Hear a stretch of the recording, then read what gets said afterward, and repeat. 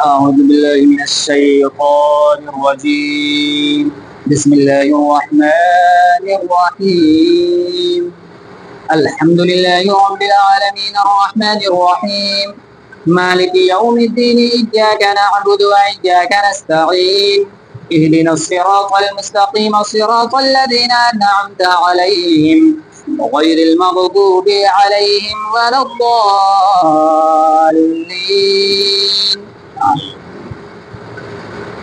تلك آيات الله نتلوها عليك بالحق وإنك لمن المرسلين. اللہ نے قرآن مجید میں فرمایا کہ یہ اللہ کی آیتیں ہیں کہ ہم اے محبوب تم پر ٹھیک ٹھیک پڑھتے ہیں اور تم بے شک رسولوں میں سے ہو. رسول گرامی صلی اللہ تعالیٰ علیہ وسلم سے یہ اللہ نے فرمایا کہ جتنی ضرورت ہے اس حساب سے ہم تجھے قرآن دے رہے ہیں اور تو اللہ کے رسولوں میں سے ایک رسول ہو. اور رسولوں میں کیا ہے؟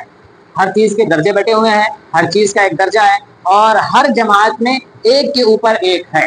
کہتے ہیں آگے تلك الرسل فضلنا بعضهم على بعض منهم ما كلم الله ورفع بعضهم درجات وآتينا عيسى ابن مريم البينات وأيدناه بروح القدس ولو شاء الله ما اقتتل الذين من بعدهم من بعد ما جاءتهم البينات ولكن اختلفوا فمنهم من آمن ومنهم ما كفر ولو شاء الله ما اقتتلوا ولكن الله يفعل ما يريد.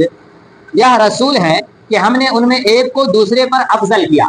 یعنی اللہ نے فرمایا کہ ہم نے جتنے بھی رسول بھیجے، جتنے بھی نبی بھیجے، سب کو ایک کے اوپر ایک بھیجے. یعنی اگر کسی کی شان زیادہ ہے تو ہم نے ایک دوسرا نبی اس سے زیادہ شان والے بھیجے، اور اس کی شان زیادہ ہے تو پھر ہم نے اس سے بھی زیادہ کوئی شان والے نبی بھیجے. اور تو اسی کا ذکر ہے کہ یہ رسول ہے کہ ہم نے ان میں ایک کو دوسرے پر افضل کیا. ان میں کسی سے اللہ نے کلام کیا، یعنی نبیوں کی شان بیان کر رہا ہے اللہ کہ نبیوں میں سے کوئی ایسے نبی ہے جس نے اللہ سے بات کیا، یعنی حضرت موسیٰ علیہ السلام.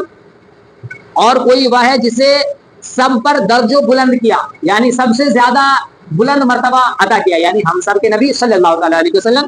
اور ہم نے مریم کے بیٹے عیسیٰ کو کھلی نشانیاں دی. یعنی کھلی نشانیاں مانا یہ ہوا کہ حضرت عیسیٰ علیہ السلام کسی گنجے کے سر پہ ہاتھ ڈالتے تو اس کے سر پہ بال آ جاتا تھا. حضرت عیسیٰ علیہ السلام کسی اندھے کے آنکھ پہ ہاتھ ڈالتے تو اس کے آنکھ میں روشنی آ جاتی تھی. کسی گونگا کو کہتے کہ بولنے لگ تو وہ بولنا شروع کر دیتا تھا. کسی مردہ کے سامنے جا کر کہتے قم باذن اللہ کہ اللہ کے حکم سے کھڑا ہو جا، تو وہ مردہ کھڑا ہو جاتا. تو یہ اللہ تبارک و تعالیٰ نے اپنے پیغمبر حضرت عیسیٰ علیہ السلام کو ایک کھلی نشانی دی تھی اور پاکیزہ روح سے اس کی مدد کی. یعنی حضرت جبریل علیہ السلام، پاکیزہ روح سے مطلب ہے حضرت جبریل علیہ السلام. حضرت جبریل علیہ السلام ہمیشہ حضرت عیسیٰ علیہ السلام کے ساتھ رہا کرتے تھے. اور اللہ چاہتا تو ان کے بعد والے آپس میں نہ لڑتے، بعد اس کے کہ ان کے پاس کھلی نشانیاں آ چکی. یعنی اس کا معنی یہ ہے کہ اللہ کے نبیوں نے جب انہیں معجزات دکھا کر کے اللہ کی شان دکھا دی، اللہ کے نبیوں نے جب اپنی امت کو اپنے معجزات دکھا کر کے اللہ کی شان دکھا دی کہ میں اللہ کا ایک بندہ ہوں اور اللہ تعالیٰ نے مجھے اتنی طاقت دی ہے، تو دیکھو کہ وہ اللہ کتنا زیادہ طاقتور ہے. لیکن اس کے باوجود بھی وہ لڑے. اس سے کیا پتہ چلا کہ اللہ کے نبی جو معجزہ دکھاتے، معجزہ کہتے ہیں کرشمہ کو، انہونی کو. اللہ کے نبی جو کرشمہ دکھاتے ہیں تو اس سے اللہ کے نبی کی طاقت کا اظہار نہیں ہوتا ہے. اللہ کے نبی نے جو معجزہ دکھایا اس سے اللہ کے نبی کی طاقت کا اظہار نہیں ہوا بلکہ اللہ کی طاقت کا اظہار ہوا. اور اسی طرح کوئی ولی اگر کوئی معجزہ دکھاتا ہے، کوئی کرشمہ دکھاتے ہیں، جیسے خواجہ غریب نواز رحمۃ اللہ علیہ نے پورے انا ساگر کو ایک کٹورا میں بھر دیا، غوث پاک مردہ زندہ کر دیا کرتے تھے، تو اس سے غوث پاک کی طاقت کا اظہار نہیں ہے. اور خواجہ غریب نواز نے جو وہ ایک پیالے میں پورا ساگر بھر دیا، پورا دریا کو بھر دیا، تو اس میں خواجہ غریب نواز کی طاقت نہیں ہے اور ان کی طاقت کا اظہار نہیں ہے بلکہ اللہ کی طاقت کا اظہار ہے. اسی لیے جب بزرگان دین معجزہ دکھاتے ہیں اسی وقت جب کافر مانتا نہیں، جب کافر نہیں مانتا تو کافر کو یہ منوانے کے لیے کہ میں تو ایک چھوٹا سا بندہ ہوں اللہ کا، تو دیکھ اللہ نے مجھے اتنی طاقت دی ہے، اور جب اللہ مجھے اتنی طاقت دے سکتا ہے تو خود سوچے کہ اس کے پاس کتنی طاقت، خود سوچے کہ اس کے پاس کتنی طاقت ہے. تو دیکھیے تو جب وہ کیا کیا کہ جب اللہ کے نبی نے معجزہ دکھا دیے، اس کے باوجود بھی کھلی نشانی آ گئی، اس کے باوجود بھی وہ آپس میں لڑ جھگڑ گئے. لیکن وہ مختلف ہو گئے.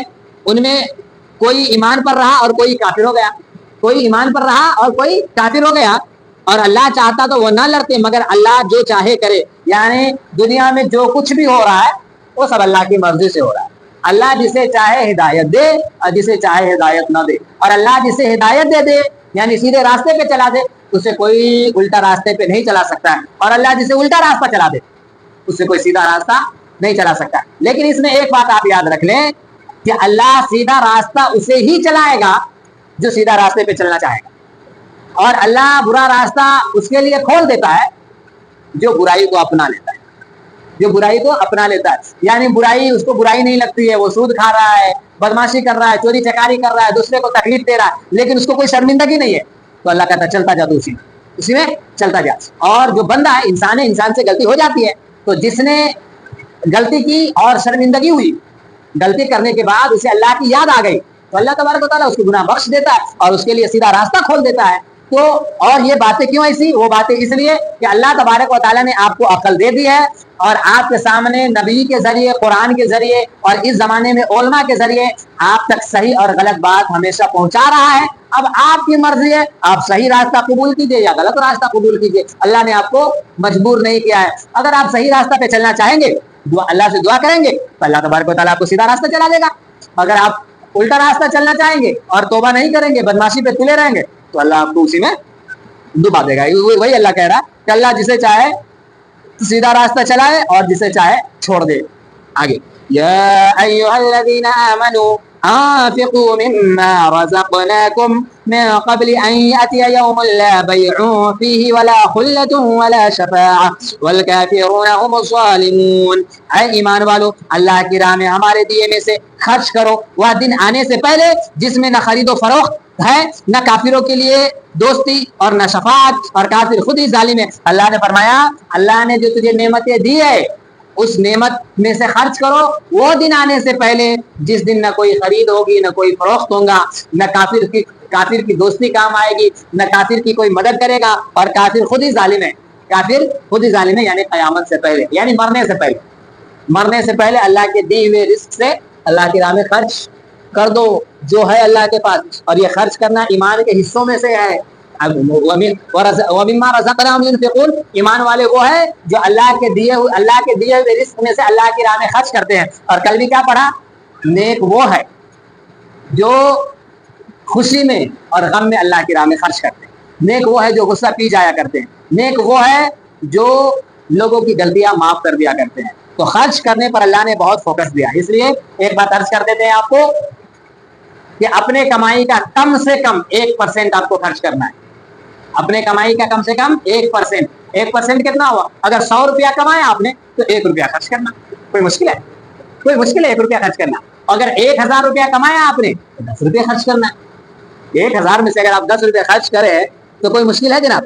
کچھ نہیں ہے۔ تو آپ یہ طے کر لیجیے کہ میں جو کماؤں گا یا میرے بیٹے جو کما کر بھیجیں گے اس میں سے 100 روپیہ بھیجے گا تو مجھے 1 روپیہ دینا ہے، اور 1000 بھیجے گا تو 10 روپیہ دینا ہے۔ یہ کوئی مشکل ہے جناب؟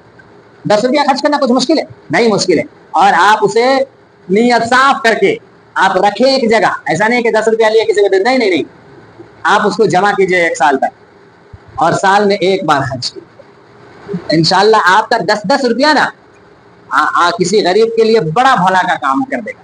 مدرسہ ہی لے لیجیے، کوئی غریب ہے آپ کے آس پاس میں، بہت سارے لوگ یتیم ہیں، اس کی مدد ہو جائیں گی، تو انشاءاللہ یہ کام کرنا ہے آپ کو انشاءاللہ 1%، بس 1%، 100 روپیہ میں 1 روپیہ، بس 1 روپیہ، یہ تو ہر بندہ کر سکتا ہے، ہر بندہ کر سکتا ہے نا جناب، اس لیے کرنا ہے آپ کو۔ وما علینا الا البلاغ۔